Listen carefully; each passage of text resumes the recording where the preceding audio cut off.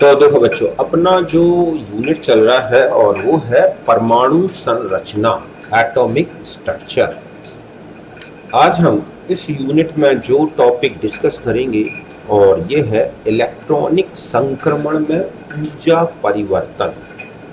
समझ गए ना कि बोर एटॉमिक मॉडल के अनुसार परमाणु में नाभिक होता है, नाभिक के चारों तरफ इलेक्ट्रॉन जो है वृत्ताकार मार्ग में गति करते हैं, जिनको हम बोलते हैं ऊर्जा स्तर।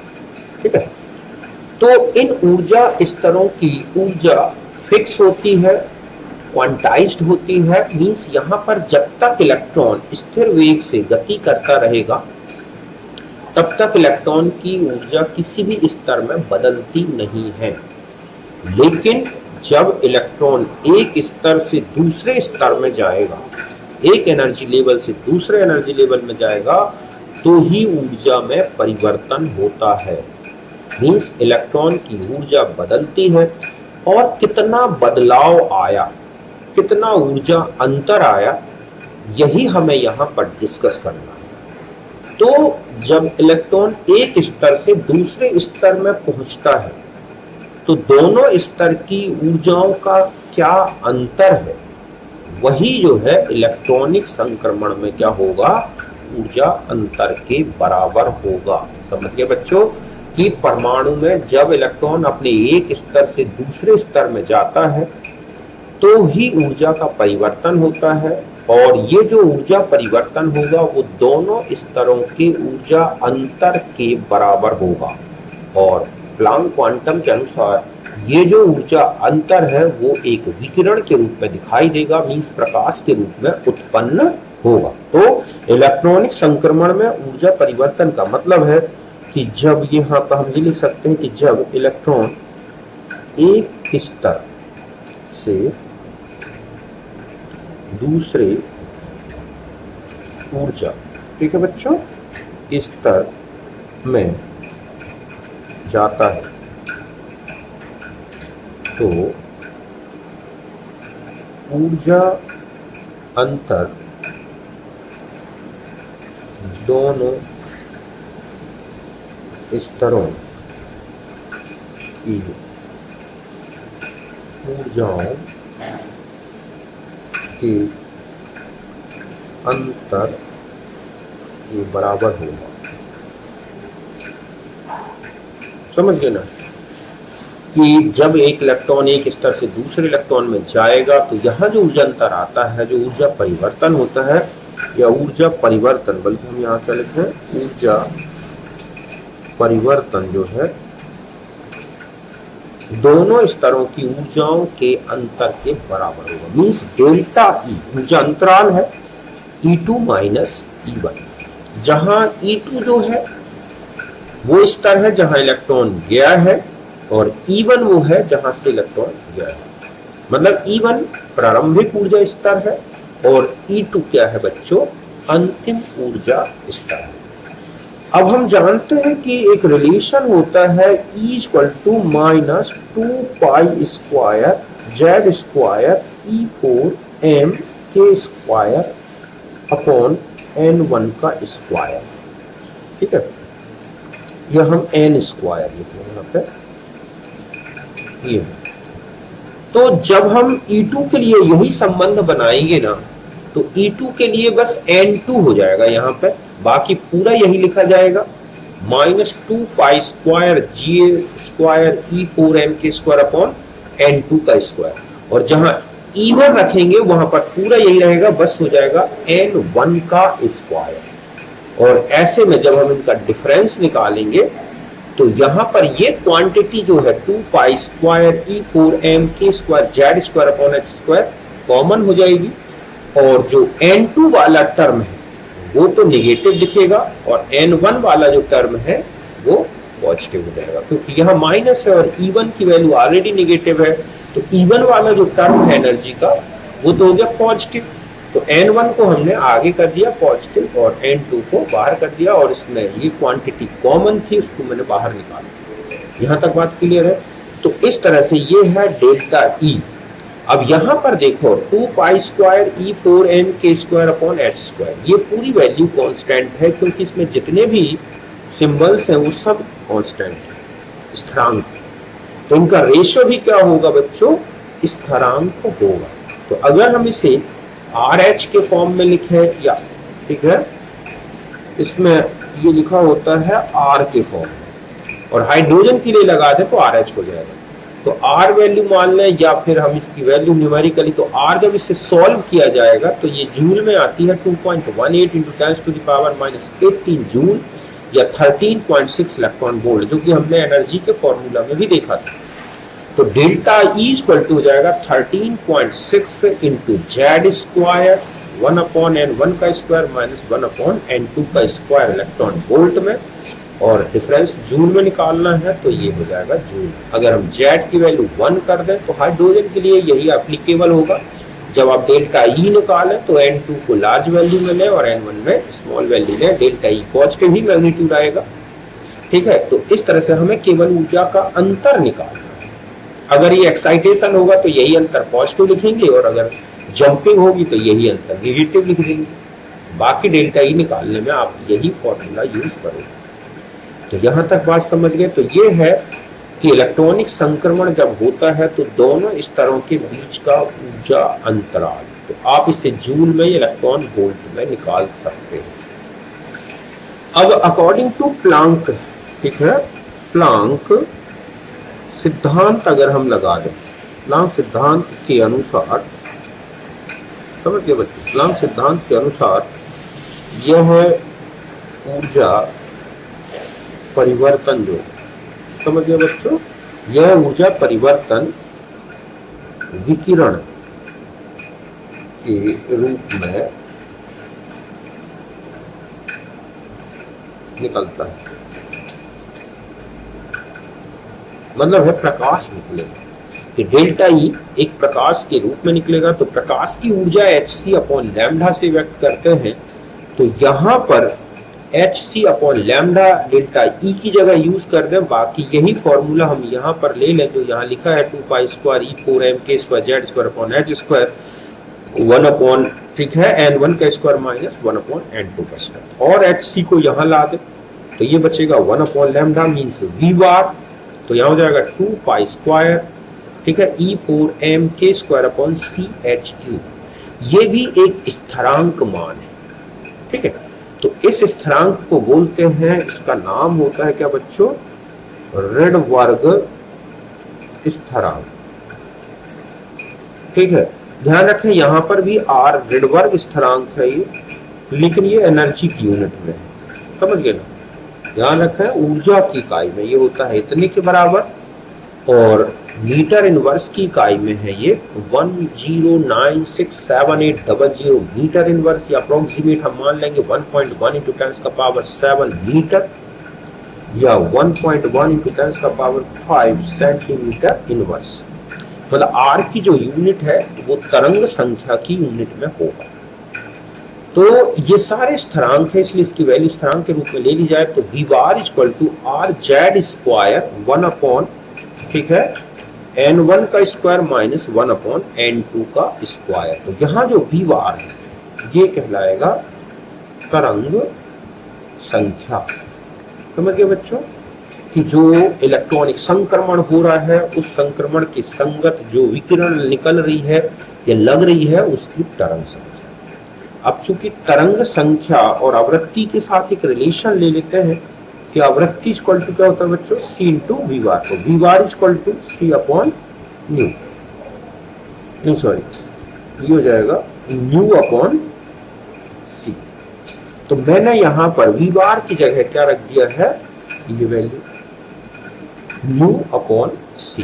तो c उठा के हम यहां कर दे तो nu equal to c R Z square.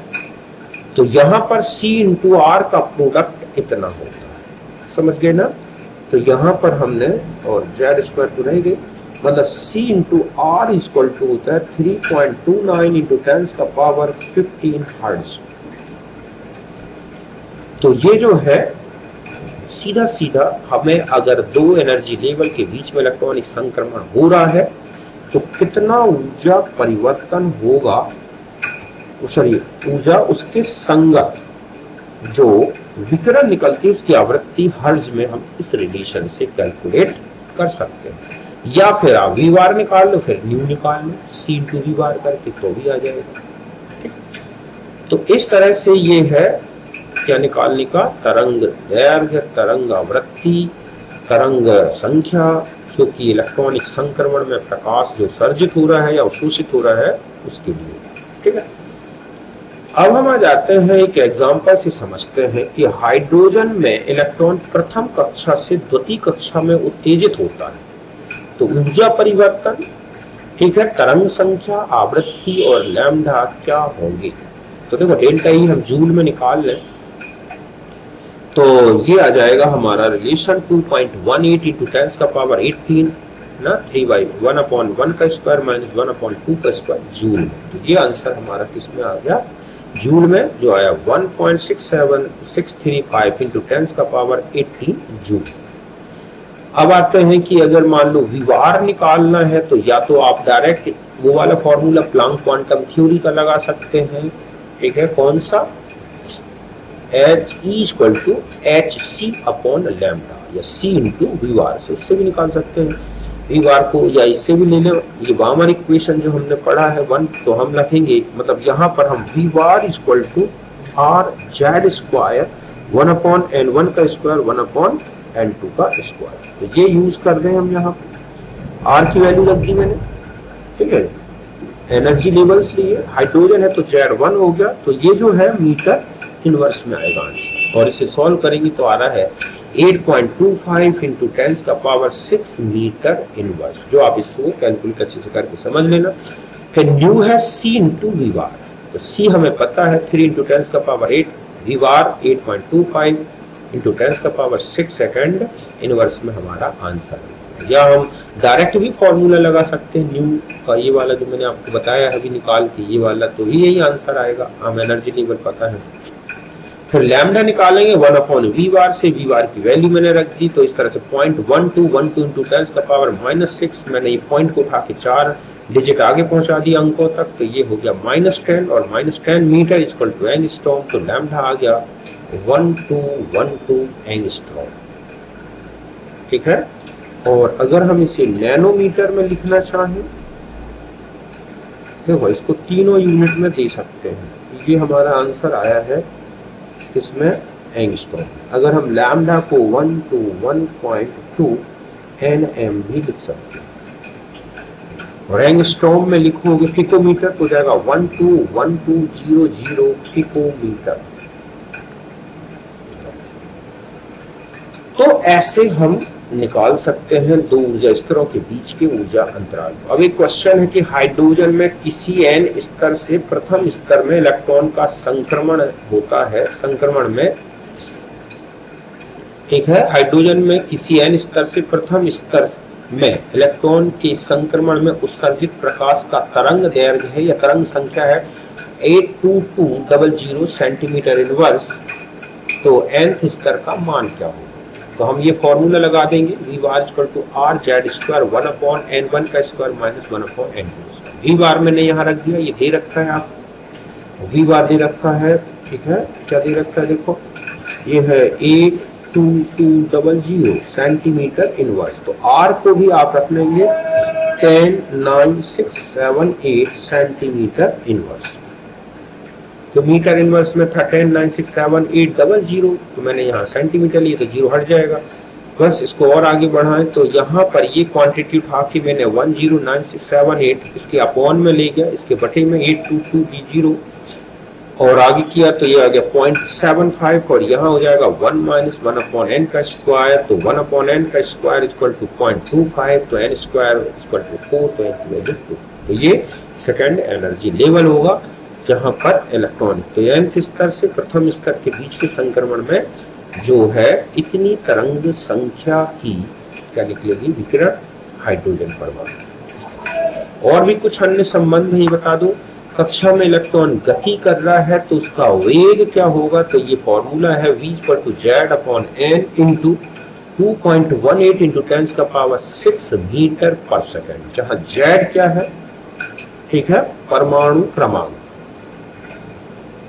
ये है, और जो n है वो है स्तर की संख्या, कौन से स्तर में निकालना है। और अगर हमें वेग का अनुपात निकालना है तो हम इससे निकाल सकते हैं Z1 upon Z2 into N2 upon N1। जैसे हम कहें हाइड्रोजन परमाणु में N1 तथा N2 स्तर के वेग का अनुपात क्या होगा, तो हम लिखेंगे V1 upon V2 equal to, Z तो हट जाएगा तो 2 अपॉन कितना हो जाएगा बच्चों 1। मतलब दूसरे और पहले स्तर में इलेक्ट्रॉन का वेग लिख रहे हैं आप V अपॉन V2 2 अपॉन, मतलब पहले स्तर का वेग दूसरे वेग की अपेक्षा 2 गुना होगा। तो हम इस तरह से इसमें निकाल सकते हैं इलेक्ट्रॉन के वेग को।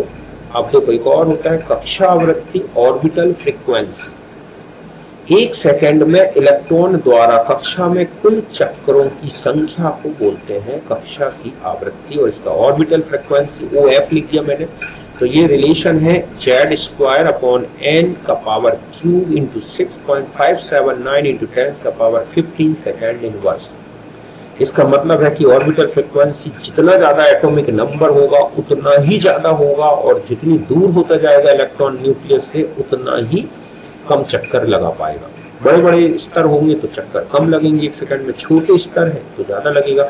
जेड बढ़ाओगे तो अट्रैक्शन बढ़ेगा, अट्रैक्शन से बचने के लिए इलेक्ट्रॉन तेजी से घूमेगा तो ज्यादा चक्कर लगा देगा। तो हम इससे कक्षा में आवृत्ति निकाल सकते हैं। फिर एक होता है आवर्तकाल, तो टाइम पीरियड, तो एक चक्कर में लगा समय, मतलब एक चक्कर कक्षा में एक चक्कर, जब यहाँ पर हम ये कैसे लिखते हैं, मतलब है कि इलेक्ट्रॉन द्वारा कक्षा के एक चक्कर का समय, ठीक है, यही कहलाता है आवर्तकाल। तो आवर्तकाल equal to 1 upon orbital frequency. तो हम इसको n ऊपर चला जाएगा z, तो n³ अपॉन z इंटू इतना सेकेंड। तो आप देख रहे हैं कि आवर्तकाल n के समानुपाती है, जितने बड़े बड़े स्तर उतना ज्यादा समय लगेगा, और z के व्युत्क्रमानुपाती, आकर्षण ज्यादा तो तेजी से घूमेगा तो आवर्तकाल कम हो जाएगा। तो ये है किसी भी स्तर के इलेक्ट्रॉन द्वारा चक्कर लगाने का समय, चक्रों की संख्या, वेग, और बाकी तो मैंने ऊर्जा का डिफरेंस बता ही दिया आपको, है ना। फिर यहाँ पर कुछ जो एक इलेक्ट्रॉन तंत्र है, मतलब ध्यान से सुने कि जो बोर सिद्धांत है वो केवल एक इलेक्ट्रॉन तंत्र के लिए ही लागू होता है। तो ये जो एक इलेक्ट्रॉन तंत्र है, जैसे कि hydrogen, helium, lithium 2+, beryllium 3+, etcetera, अगर हमें इनके आयनन विभव निकालना है तो क्या संबंध लगेगा, तो परमाणु या आयन के प्रथम कोश से इलेक्ट्रॉन को निकालने के लिए आवश्यक ऊर्जा को आयनन ऊर्जा कहते हैं, और इसका फॉर्मूला बनता है 13.6 इंटू Z² इलेक्ट्रॉन वोल्ट पर एटम में। और अगर आप जूल में निकालना चाहें तो 2.18 into 10⁻18 Z² Z upon joule पर एटम। तो ध्यान से सुने कि प्रथम स्तर में इलेक्ट्रॉन की ऊर्जा निगेटिव थी, अगर हमें वहां से इलेक्ट्रॉन को खींच के बाहर निकालना है तो जितनी उस स्तर की ऊर्जा थी उतनी ऊर्जा मिनिमम देनी पड़ेगी। इसलिए आयोनाइजेशन एनर्जी प्रथम स्तर की ऊर्जा के धनात्मक मान के बराबर है। फिर आती है उत्तेजन ऊर्जा, तो एक स्तर से दूसरे स्तर के बीच में जब इलेक्ट्रॉन संक्रमण करता है तो कितनी ऊर्जा की आवश्यकता है, उसी को बोला गया है एक्साइटेशन एनर्जी, ठीक है, ई उत्तेजन ऊर्जा में इसको इस तरह, जो कि हम इस संबंध से निकाल सकते हैं 13.6 इंटू Z², ठीक है, और 1 अपॉन n1 का स्क्वायर माइनस 1 टू n2 का स्क्वायर इलेक्ट्रॉन वोल्ट पर एटम। पर मोल में निकालना है तो बस मोल में बदल दो, इसमें होगा तो नंबर से मल्टीप्लाई करके पर मोल में चल जाएगी। तो इससे उत्तेजन ऊर्जा निकाली जा सकती है दो स्तरों के मध्य। एक होती है ग्राउंड स्टेट, प्रथम स्तर को ग्राउंड स्टेट बोलते हैं जिसकी वैल्यू n1 होगी, और उत्तेजित ऊर्जा स्तर एक्साइटेड स्टेट्स, तो ये है द्वितीय, तृतीय, चतुर्थ, इस तरह से। प्रथम उत्तेजित स्तर के लिए n की वैल्यू 2 होगी, द्वितीय फेजिक स्तर के लिए इनकी वैल्यू 3 होगी। इस तरह से हमें मतलब अगर हम ये डायग्राम से ऐसे समझें तो ये है इस तरह से 1 2 3, तो ये है प्रथम स्तर, ठीक है, स्थायी अवस्था, ये जहाँ n की वैल्यू 1 रखनी है। बाकी ये है उत्तेजित अवस्था, N2 N3, तो प्रथम एक्साइटेड स्टेट, ये है एक्साइटेड स्टेट 2, इसी तरह से चलते हैं। फिर आते हैं, तो ये तो थे एक इलेक्ट्रॉन तंत्र के ऊर्जा स्तर और उनकी ऊर्जाओं के बारे में। फिर आता है लिमिटेशन ऑफ बोर सिद्धांत। बोर सिद्धांत की सीमाएं क्या है? तो देखो ये जो सिद्धांत है वो इलेक्ट्रॉन के, ठीक है, स्पेक्ट्रम, मतलब यह सिद्धांत केवल एक इलेक्ट्रॉन तंत्र के स्पेक्ट्रम की व्याख्या करता है, या हम कहें एक इलेक्ट्रॉन तंत्र की ही व्याख्या करता है। दूसरा है कि परमाणु स्पेक्ट्रम में प्राप्त सूक्ष्म रेखाओं की व्याख्या नहीं की जा सकती। स्पेक्ट्रमी रेखाओं के चुंबकीय प्रभाव, स्पेक्ट्रमी रेखाओं में, ठीक है, जो है चुंबकीय प्रभाव जीमान इफेक्ट कहलाता है, या विद्युत क्षेत्र का प्रभाव, स्टार्क प्रभाव में जो विपाटन होता है रेखाओं में, ठीक है, में विपाटन हो रहा है, इसकी व्याख्या नहीं की जा सकती। मतलब उसमें सूक्ष्म रेखाएं और आती हैं, मतलब बोर ने जितनी रेखाएं बताई हैं, अभी हम परमाणु स्पेक्ट्रम पढ़ेंगे, कहीं उनसे ज्यादा रेखाएं आती हैं, तो ऐसा क्यों, ठीक है। और परमाणु के त्रिविम स्वरूप की व्याख्या नहीं करता, ये परमाणु के समतल फ्लैट मॉडल को बोल सकते हैं, फ्लैट मॉडल बताता है कि परमाणु चपटा होगा, क्योंकि सारे इलेक्ट्रॉन एक ही तल में इस तरह से वृत्ताकार गति करते हैं। तो ये कुछ लिमिटेशंस रह गए थे जो कि बाद में दूसरे सिद्धांत में हटाए गए, उनमें नए नए और भी पोस्टुलेट्स जोड़े गए। तो इस तरह से ये कुल मिला के हमारा बोर सिद्धांत था, जिसमें हमने स्तर की ऊर्जा, आवृत्ति, उनके वेग, इन सबको अच्छी तरह से डिस्कस कर दिया, ठीक है। आगे हम लेंगे परमाणु स्पेक्ट्रम के बारे में और उसकी पूरी डिटेल। तो फिर बंद करते हैं, हम नेक्स्ट में मिलेंगे वीडियो में।